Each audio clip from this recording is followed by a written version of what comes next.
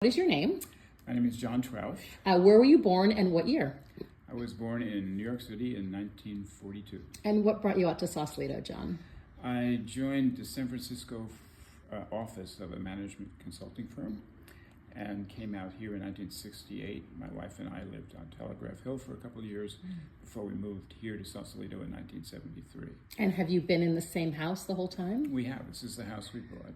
But my work had me traveling extensively all over the country. I got to learn and see firsthand how people live in other parts of this country. And I was always so happy to come back here because I never found anything comparable. And what kind of changes have you seen here, if any? Well, not much in terms of population. When I moved here, there were 6,600 people. Now I gather it's 7,700. That's not a big change.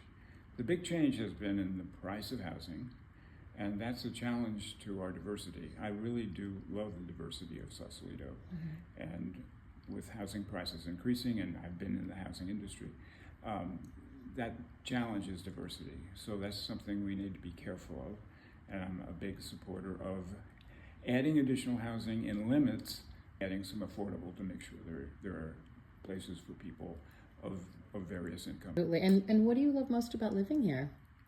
I love, first of all, the closeness to the city. I grew up in New York, I lived in Boston. Cultural attractions are very important to me, and being so close to San Francisco and having all those attractions is a very, very positive aspect.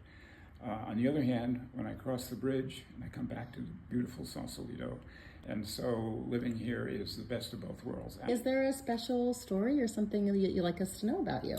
There was a big storm in 1982, and anybody who was living here at that time remembers that storm. I was working in the city. I was stranded in the city along with a lot of other Marinites, and we all had to come home by ferry. And as the ferry came into the dock in Sausalito and looked up and around, I said, "This is where I belong." I am never living here except toes up, and I feel the same way today. John, thank you so much.